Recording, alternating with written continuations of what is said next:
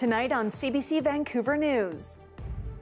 I think a lack of confidence that buyers have in the market right now that stems from the economic and geopolitical uncertainty. As inventory continues to climb, experts predict home prices could come down.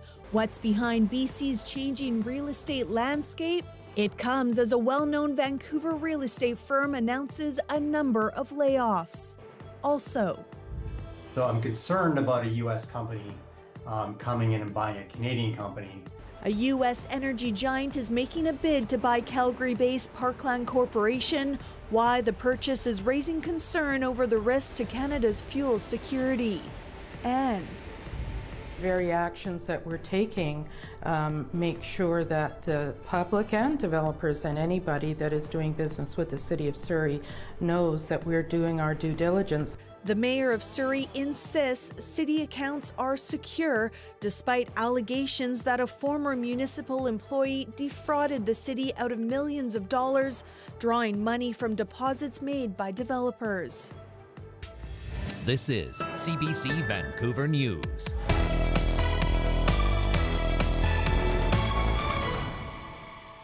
Hello, I'm Janella Hamilton. A prominent Vancouver-based real estate marketing firm has announced significant layoffs. Rennie Marketing says BC's real estate industry is undergoing structural change.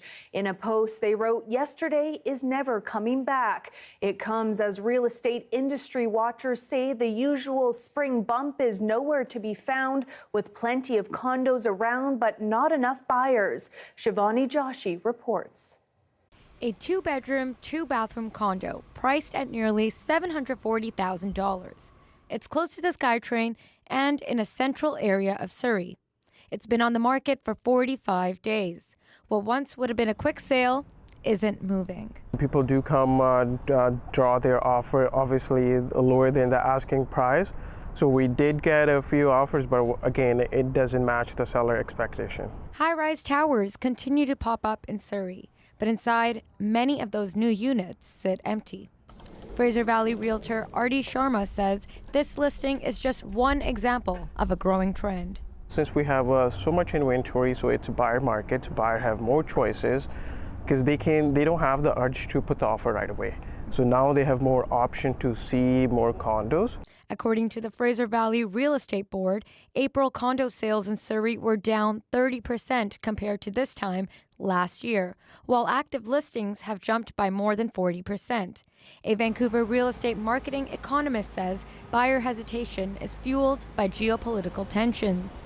I think a lack of confidence that buyers have in the market right now that stems from the economic and geopolitical uncertainty that has been, I would say, present in some form over the last 5 years, but sort of got a boost in a bad way a couple of months ago with the new approach to trade policy. Add to that what this realtor says is another problem: a lack of investors.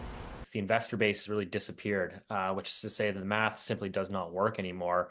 So you have a lot of these investors that are cash flow negative. Despite the growing number of unsold condos, prices so far have mostly held steady.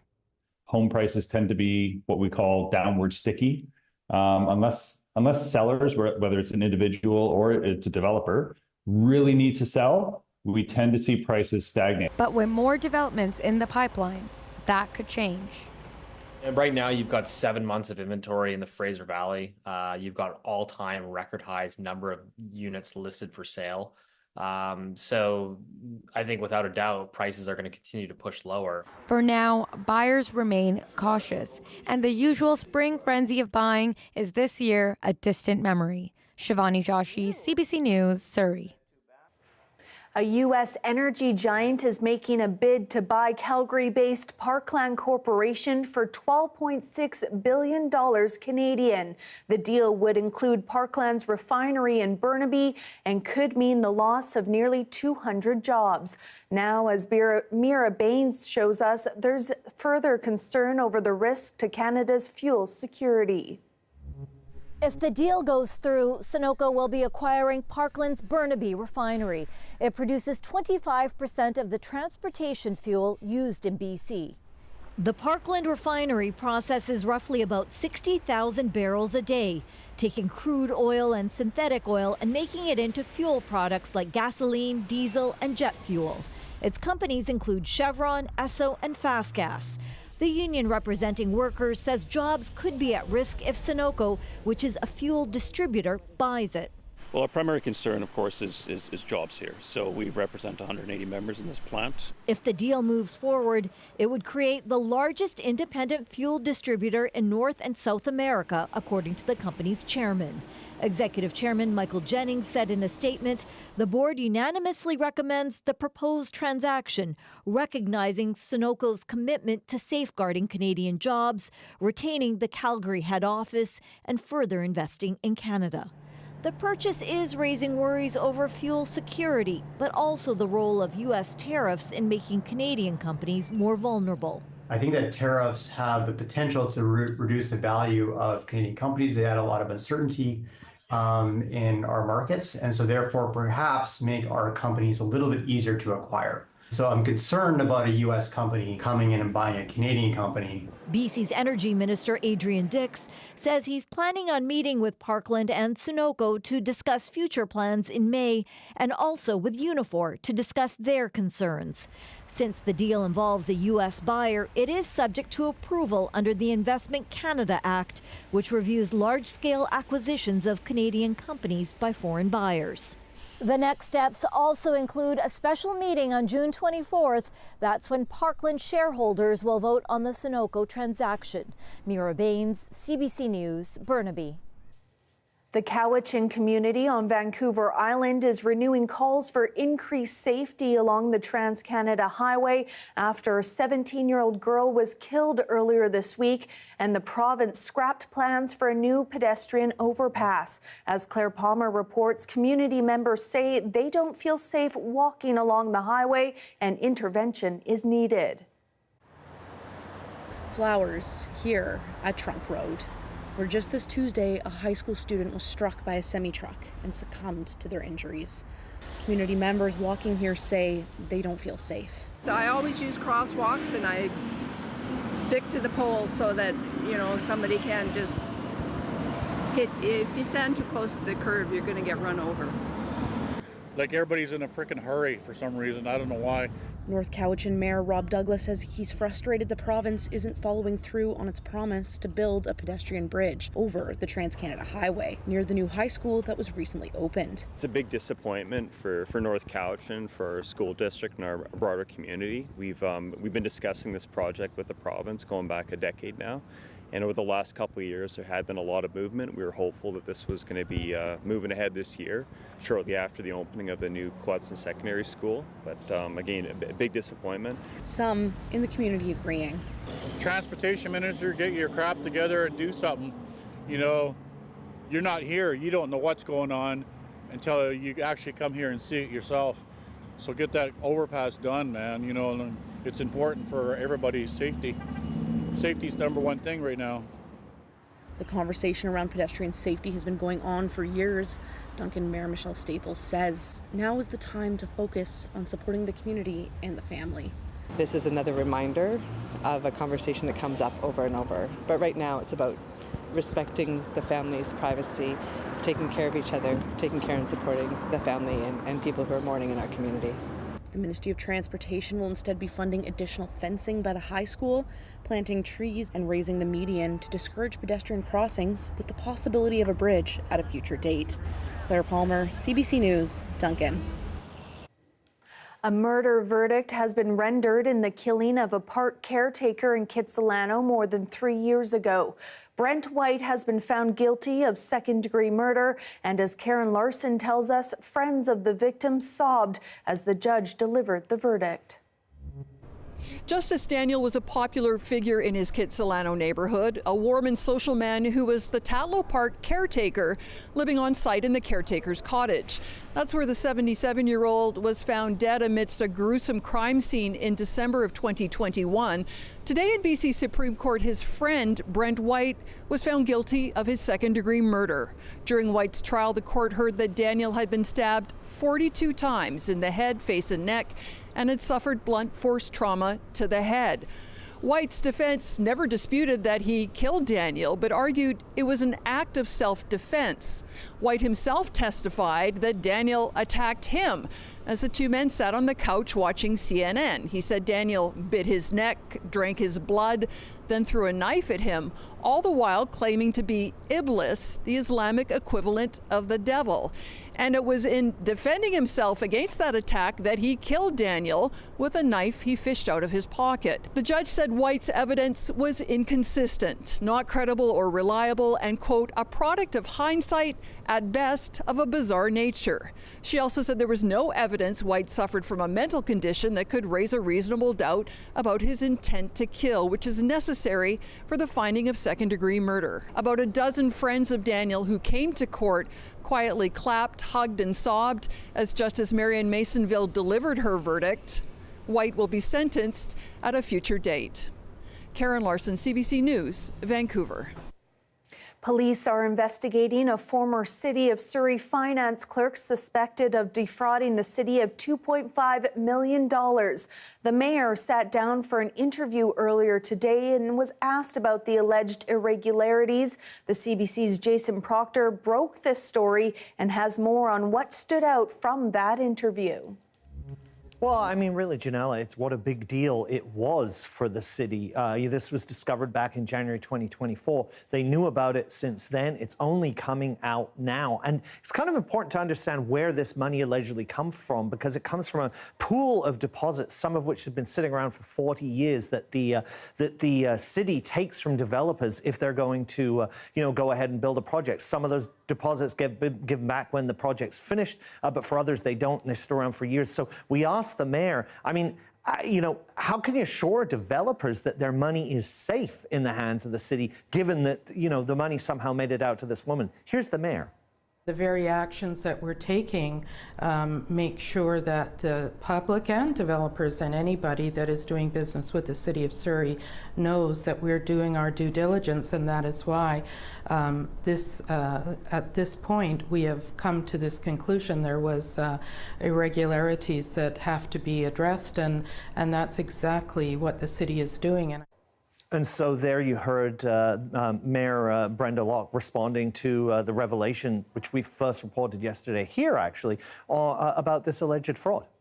And, the other thing that we heard from the city in relation to all of this from the mayor is that the woman's husband, who also used to work for the city, now no longer works for the city. And so ultimately, we asked the mayor how, what kind of audits and that kind of thing have gone on with regards to this. And she took great pains to tell, I guess, city taxpayers that their money is safe for the city and that this is a giant concern for them, which is why, they've put in these processes, which she says hopefully catch, fraud when it happens. And here's the mayor again.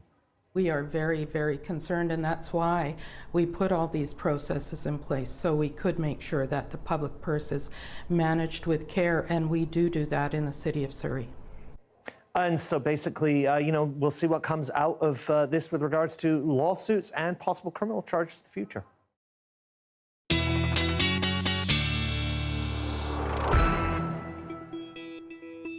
Darius Madavi joins us with a look at our weekend weather. Darius? Well, as you can see, Janella, we have some high fire danger in parts of the province, especially the northeast, but also parts of the southern interior and the southeast, because we have had some slightly above average temperatures and some, not abnormal, but some low amounts of precipitation. Not unusual for many of these areas, but still not great in terms of that fire danger. Now, we'll talk more about the snowpack report that came out today later in the show, but for now, I'm going to show you, for many areas, especially here on the coast, not really much precipitation coming. A few spots where maybe seeing some of those showers pop up. That'll likely continue to be the story through the weekend, where parts of the interior may be seeing a couple showers, but here on the coast, this is where we're seeing most of it, and even here, it's not much. If we roll this forward, you can see at times tomorrow, Vancouver getting a couple showers. Same thing with parts of the island on Sunday, or a little bit clearing there tomorrow as well. Once we get into Sunday, a few more showers there. But for the most part, totals are going to be very low, especially for parts of the Fraser Valley, east coast of the island, Sunshine Coast, Gulf Islands. So, Janella, showery but dry. Well, yeah, mostly dry. All right. Thank you so much, Darius. Thank you. Still ahead, why this allergy season may seem worse for some and how climate change is playing a role. Stay with us.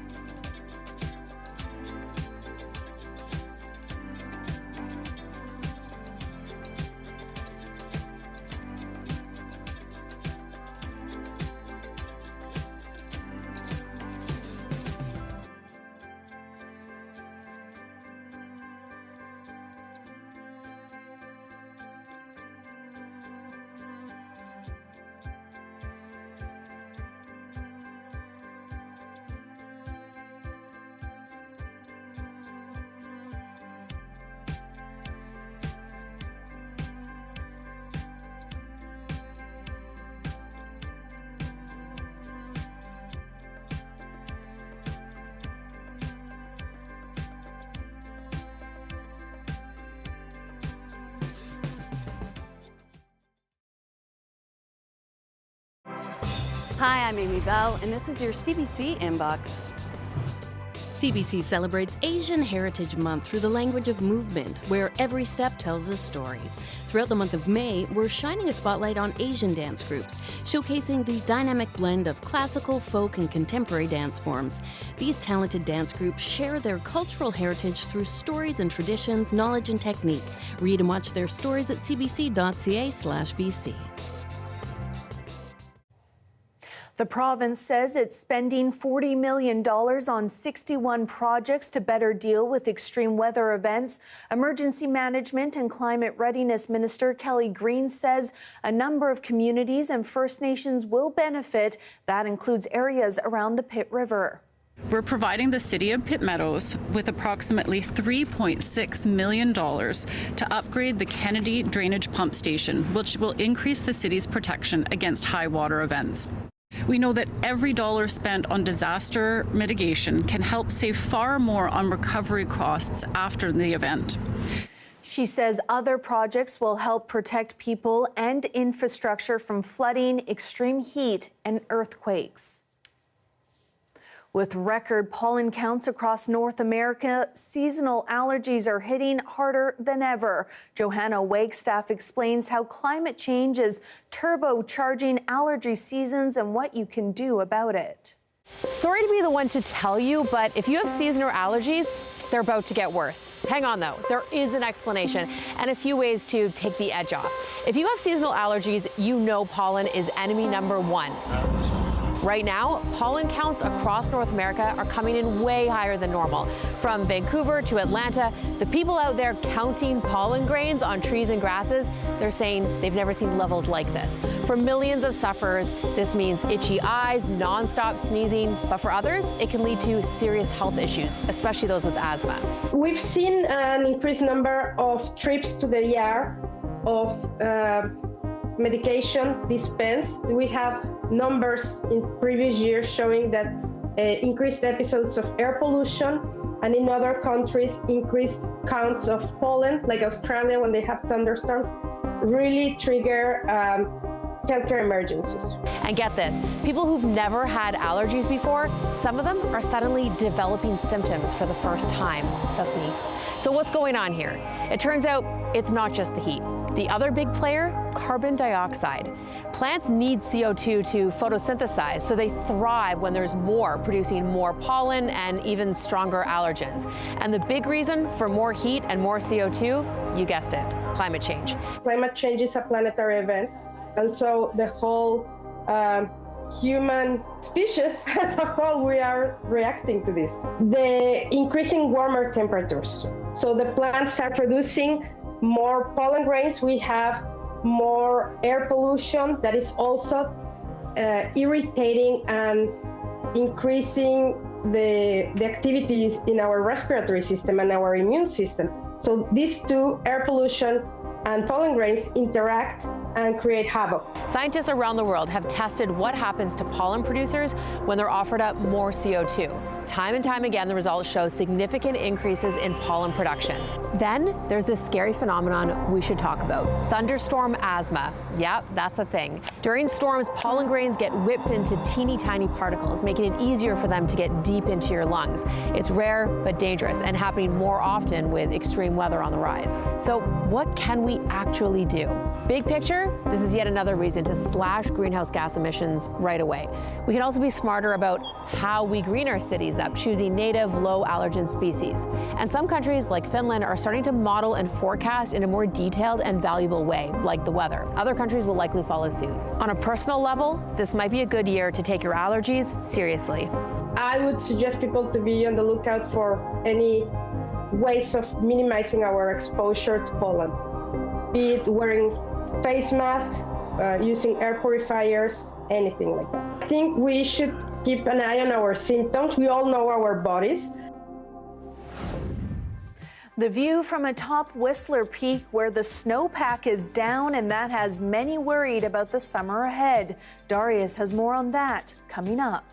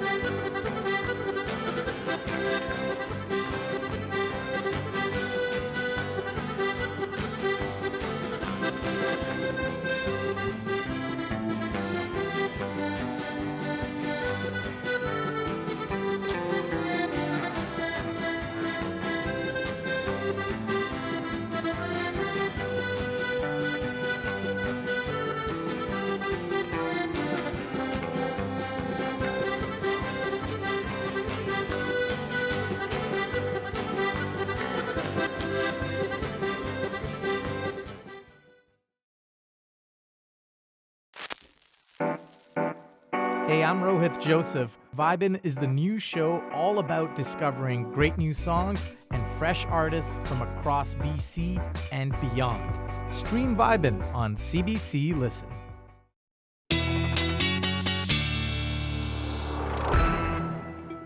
Darius Madavi is back with a look at our weather. Darius? Well, we've got the Snowpack report out today, Janella, and it's not a great picture. I mean, we had an idea that this was going to be the case when we got the data from the automated stations back on May 1st. This data is all as of May 1st, but it takes a while to put together the report. And as you can see, almost every basin in the province is below normal in terms of the amount of snowpack in those regions. Some places far below normal. One place reporting no snowpack whatsoever at all the snow stations there. The one place that seems like we have above normal snowpack up here in the far northeast, sort of a quirk of the data. Only 2 snow stations are factored in there. One reporting no snow, one reporting 50% more snow than normal, but still a pretty shallow snowpack. So, take that one with a grain of salt. It looks like it might be good news for the drought situation up there, but probably not. Probably not, not fantastic. This graph, the more brown, the worse it is. As you can see here, this lowest brown one, that means the all-time low record. 8 snow stations at an all-time low for May 1st. So also not a great picture to be having as we head into the drought season. If we look at our April precipitation, because really at this time of year, the 2 things that factor in are the snow melt and the snowpack turning into the snow melt and the precipitation. That's really what determines our drought conditions, as well as to a lesser extent temperatures. And April 2025, we had far below normal precipitation as well across much of the province. So again, just setting expectations reasonably for the fire season ahead. If we take a look at the precipitation we're expecting, there are going to be a few showers breaking in, not just on the coast, but into parts of the interior as well. They're very scattered, though, and precipitation totals aren't really expected to be very high pretty much anywhere in BC. If we take a look at our temperatures over the next few days, here you can see in the interior, not seeing too much change down in the south. Even as we get into Sunday, they're staying within a couple degrees of each other. The central interior maybe seeing the temperatures come down a couple degrees, but really not too much change there. Conditions across the province tomorrow, many places with a slight chance of showers, risk of a thunderstorm in parts of the central interior, but a relatively low risk. And here's our 5-day forecast. A couple days of showers, and then we're back to the sunshine. Come on, a little bit more rain for us this summer. Thanks so much, Darius. Thank you. And thank you for being with us tonight on CBC Vancouver News. You can watch this newscast on our free CBC Gem app, as well as on our YouTube, and of course on our website at cbc.ca/BC. Hope you have a great night. We'll see you tomorrow.